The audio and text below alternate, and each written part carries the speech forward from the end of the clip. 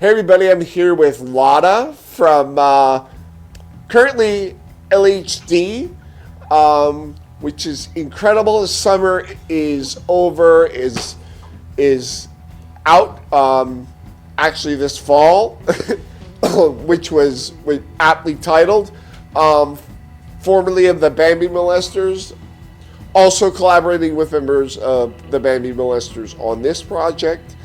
I will say that the album is very rich with different aspects of surf, traditional surf, but also exotica and different blends. Whereas the Bambi Molesters were very true while not copying to traditional surf, and it had that aggressive feel to it, like Dick Dale had. And the whole 60s vibe, it sounded like it was straight out of the 60s. So tell me about the genesis of LHD and why this new album took this direction musically. Well, it's kind of a continuation of the first album, the Off the Grid album. And it's awesome. That one's awesome too. Yeah, so it's not that it wasn't a voluntary thing. It's just something that happened. We just tried to start doing music that we currently wanted to do at the point when we were doing new songs with the first album, and we just continue that process. So it seems that our interests. In what we actually want to hear and what we want to play are changing, so that's why the sound is also changing, I guess. And I'd say that on this album there's one very traditionally sounding number, and that's number 4. It's called the Surf Ride. So, and I think that song is it was what we had in mind when we worked on that song is let's do something. Let's see if we can do, a song that sounds traditional, but it's kind of new. So I don't know if we managed, but I think reading the reviews, I think people like it. I mean, they like the whole album, but they like even that when we wanted to try to, sound intentionally traditional. Yeah. I mean, this band. I know you're supposed to play SG 101 this past year. I have noticed that there are a lot of problems getting in and out of the United States. And I really missed seeing. I couldn't have been there, but I missed seeing the journey of all the bands that could have been here, including yourselves. Because I know everybody was so excited to see LHD perform in the United States, and we are grateful that you're still doing it and collaborating with your friends. Is there any chance that a tour is going to happen? I know you're playing a lot for it right now. Yeah, we're just since the album was out, it was on the release date was the 23rd of September. Yeah, it's the first day of the fall. Yeah, we played a lot. Now we have a couple of weeks without playing, and then I hope that we will get more shows after New Year's Eve. So I don't know. It would be nice to do a tour still, and we were really, we were. It was kind of a strange situation because when we started talking with Jeff about SG 101, it was a completely different situation in the USA. It was before the election.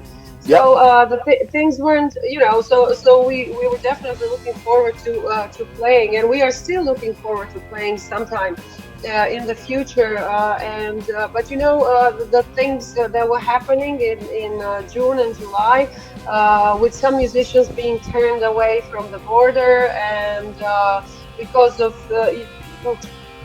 It's basically the visa thing is like we are Yep. in a visa waiver program, which means that we don't have to have a visa, when Yeah. we come in. But that also means that playing live on live events is kind of a gray area. And Yeah. it has been for a long time, but uh, during the last administration, it wasn't something that could be like criminally Yeah. punished. Yeah, so it was we had to we were really hard, but we had to at one point actually decide whether we're going to do it that way or not. Yeah. And this time we decided we it could be a risk that we weren't sure that we I don't know would want to take. Yeah. That doesn't mean, we really love our audiences, and I was in contact with a lot of people about some shows, about the shows that we were supposed to do, and I'm so so we were so devastated, but we had to make a Yeah. decision, and we made it, and Yeah. for better or for worse. So, but we went to the USA, and we had since we have the tickets, and I have my cousins in San Jose. Hi, cousins. So we visited them, and we had a great time at JFKC Radio. So with cousin Mary, hi, cousin Mary, and it was I love our audience there. So hopefully in the future, Yeah. either we will come over there, or some of you might come to Brighton, to England in spring, for example. Awesome. We play there in March. Yeah. Excellent. I know your band is not an exception to the rule. I know the Master Chups, because they tour so much at Surfer Joe, everybody has the same problem. Yeah. The problems that your band is having. So it's a serious. Yeah. It's I a don't know if serious. you're aware of that. I mean, it's not. It's not a problem, but the thing is that either you have like a tourist visa, or you have a working visa, and Yes. working visa for musicians is not something that you can get easily, so you have to No. have No. like No. reward. No, it's either or. It's either you're a tourist, or you're a Grammy awarded artist, and if you are that, then no problem. Yeah. Yeah. But nothing in between. There's nothing in between. So It's you know. it's even strange that, like, our neighbors, Canada, to Mhm. the north, and to the south we have Mexico. It's just equally as difficult for them as it is for Yeah. anywhere else on the planet. It's equally difficult there, and all they have to do is drive. Yeah. Well, maybe it'll be different probably Yeah. in the future. So. Yeah, I did want to. Or we will win a Grammy, and then we can get a working visa, no problem. Yeah, wouldn't it be about time that surf music gets the fair recognition it deserves? Surf music is a specific genre. It's been around for a long time. It's like when you try to like pluck out ivy. The ivy, the plant. It's hard to do it. And I don't know if I mean it's always somewhere, and then at some point, depending on what happens, I don't know in art in general, or in the society in general, it pops up, and becomes the mainstream for Yeah. a couple of moments, days, weeks, or whatever, and then it goes away. But it's been around for a long time, and I Yeah. don't see why, especially now with all the streaming services and all the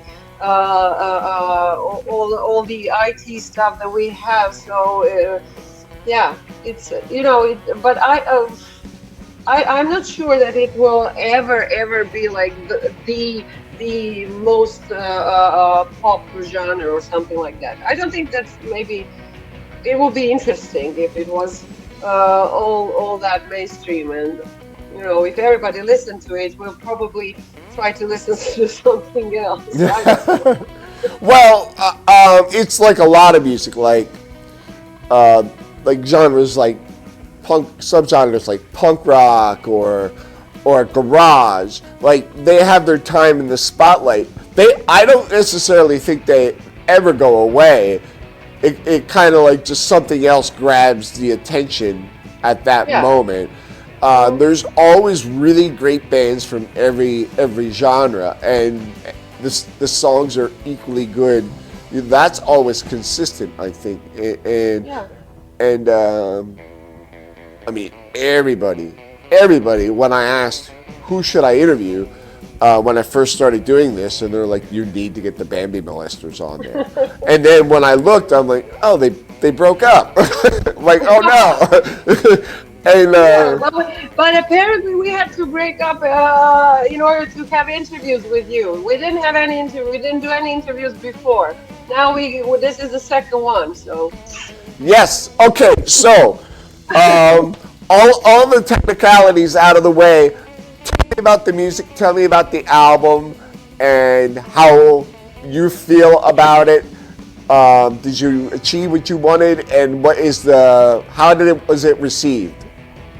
Okay, here in Croatia it was excellent. We got excellent reviews, so it was like very well received. And as far as we're concerned, we are really, really happy with what we've done and achieved, in the sense that we broadened up, the sound, and the sound scope is kind of a little bit retro, but a little bit sci-fi. But there's all kinds of influences here, as you mentioned when we started talking. What we also did while we worked on this album is we did the soundtrack for one Croatian silent movie from 1929. And we worked at the same time at these both things, and one of the songs is the number 4 on B-side. Frank's Legacy is actually the main theme from this movie, which talks about how alcohol ruins people. So it's about alcoholism. And okay, why was I saying that? I don't know, because you're doing the soundtrack for the film. Yes, we were doing the soundtrack for the film, and one of the themes ended up on this album. So I just wanted to say that it was like kind of very diverse. So at one point we were at the rehearsal doing new songs, and then we said, okay, let's do something. Let's do a song. Let's see if we can do a really traditional surf song like the one I mentioned. And then, on the other hand, it was something that worked as another song was main music title for a film, for a silent film, from the last century. So we went from, we actually, we spread out to wherever we could. Did you so I want to say you went and looked, you watched the film and kind of drew inspiration and kind of created a narrative for it. Yes, we played it now for the last 2 years. We would go around and in theaters and play along with the silent film. So the film is like 29 minutes long, and we play these 29 minutes. We have the music fully composed, and I mean it's obviously it's not the same every time, but we have the themes, the main ideas that are connected to characters in the film. So we play it live, like they used to in the 20s. They used to have like a piano player, and now we do that as a full band. But Yeah, we use also you know, keys, synthesizers, and stuff. So because yeah. it's film music basically. Yeah. So Yeah, in the theaters they used to have. Now you can sit there, but they used to have yeah, like the orchestra seating, yeah, where yeah, yeah, yeah. they would play to the film. Like, what is the film called that you're It's called interpreting? yeah, yeah, yeah. It's called Birtia, which means like a bar. It talks about people in rural parts of Croatia and how they live and what alcoholism does to families and stuff.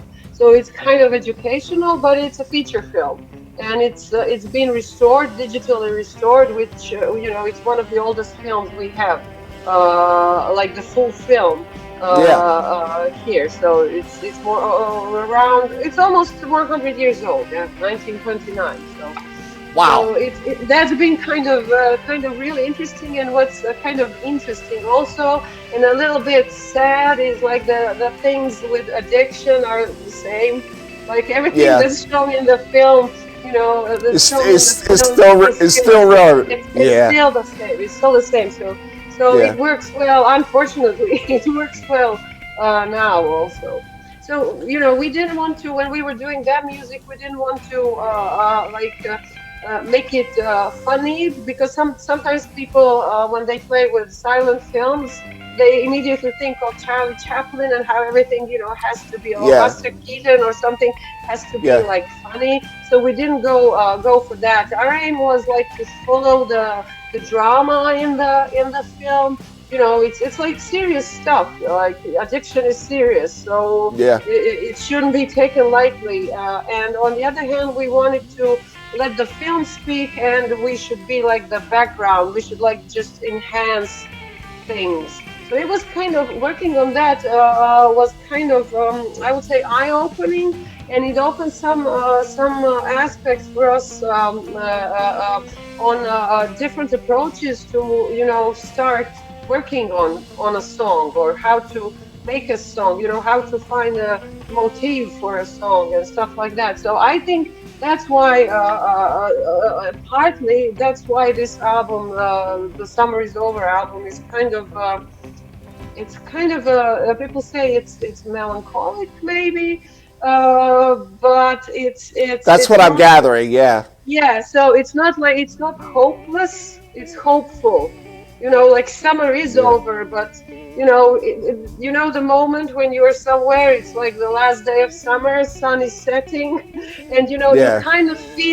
you feel like, you know, something is ending, but on the other hand, you know, you have like all these plans, like it's hopeful. It's Yeah. not hopeless.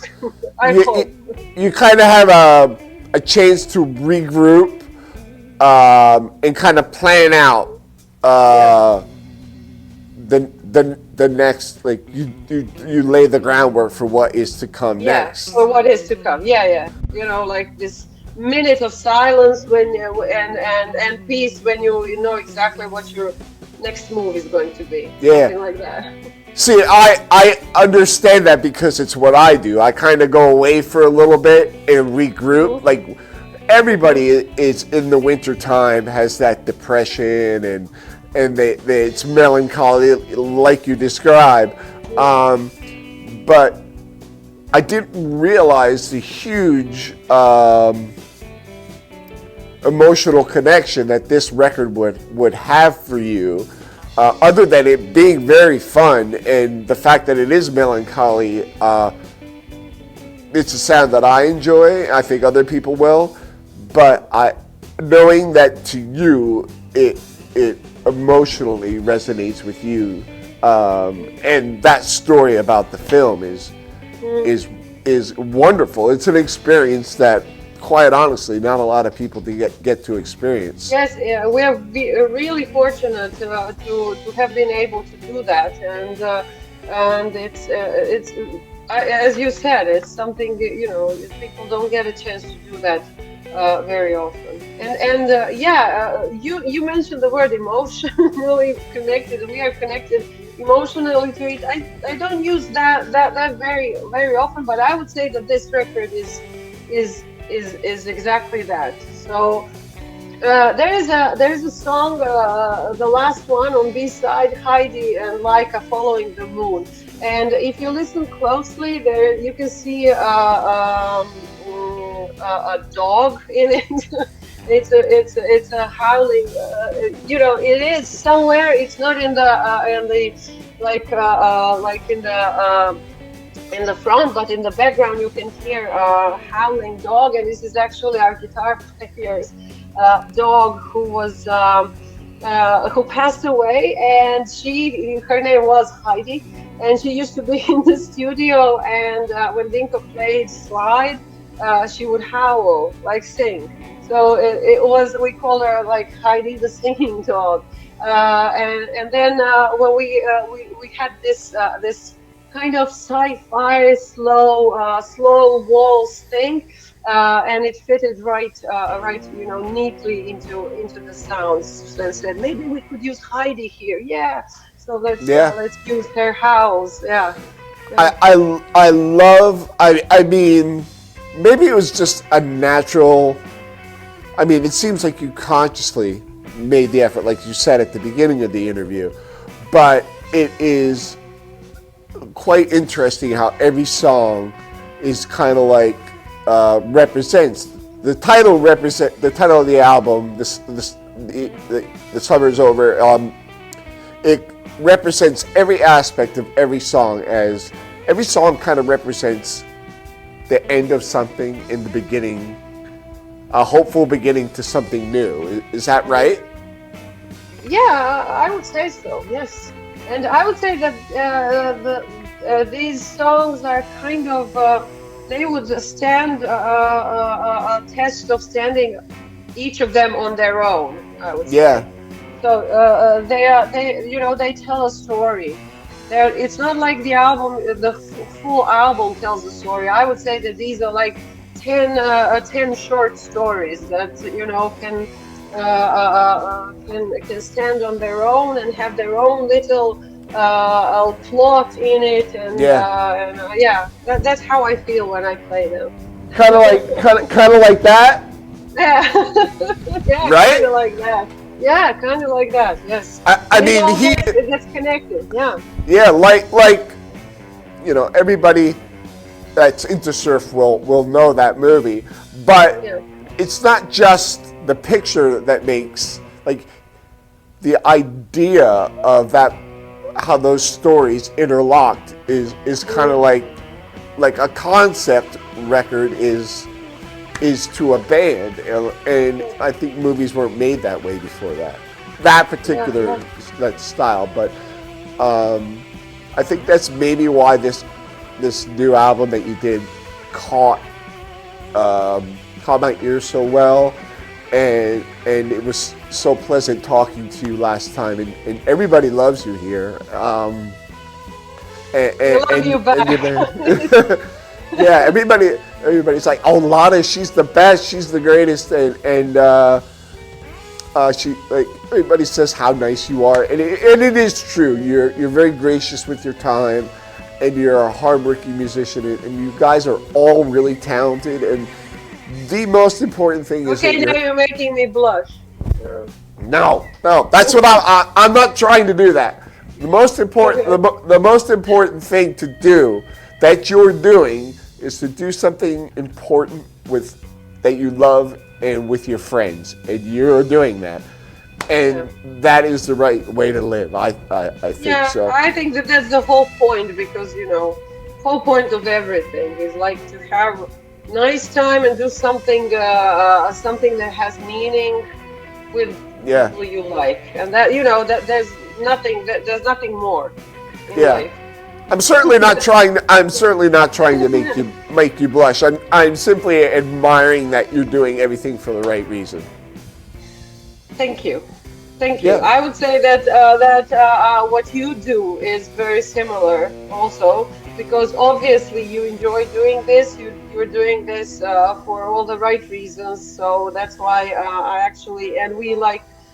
we enjoy being part of what you do. Me too. I really do enjoy this, and sometimes I question it. I like doubt myself, and then I have doubts about how I'm being received. And when you say that, it's important to me that I get that feedback, you know.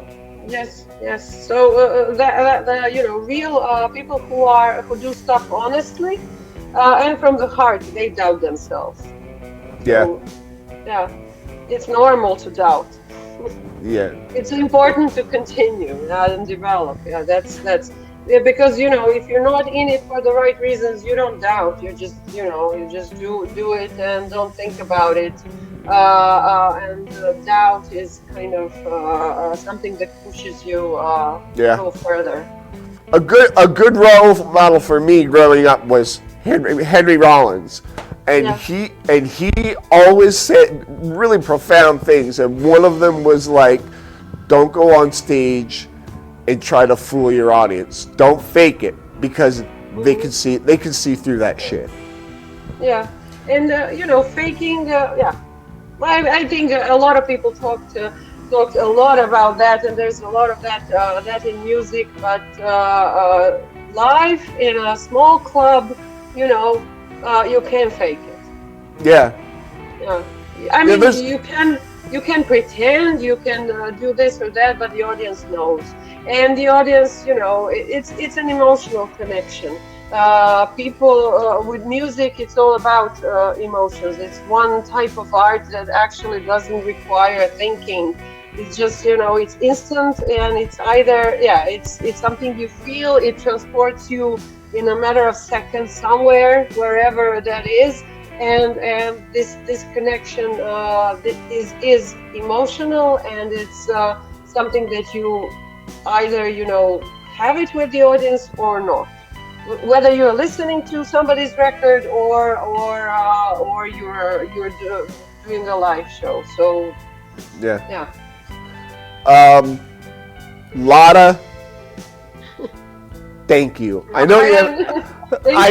I know you have some things going on in the house. In the house. Apartment next door, I think. Yeah, I want to let you. I want to let you go. So in case they're waiting out there, that you could give them the thumbs up. But thank you so much for doing this. And thank you, Ryan, and thank you, and all the guys say hi to you, and LHD says hi to everyone in the USA, and we hope to see you sometimes. If anyone's traveling to England in March, please be sure to be there on the 14th of March in Brighton. Prince awesome. Albert. Awesome.